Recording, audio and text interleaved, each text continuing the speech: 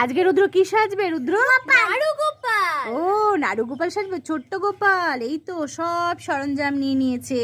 ধুতি পরাটা কিন্তু কমপ্লিট হয়ে গেছে আমার রুদ্রকে। দেখো ফার্স্টেই পরিয়ে নেবো রুদ্রকে এই লম্বা একটা রানী সেটের হার। রুদ্রকে চিকটা পরে তো খুব সুন্দর লাগছে।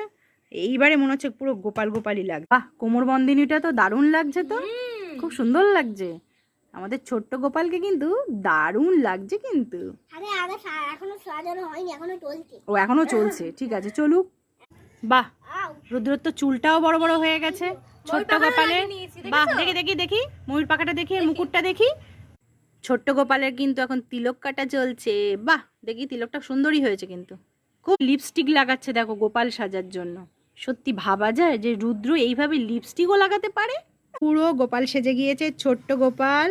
থ্যাঙ্কস টু দিদিয়া, অসাধারণ মেকওভার করেছে, দারুণ সাজিয়েছে। কি বলো তোমরা? পুরো খুব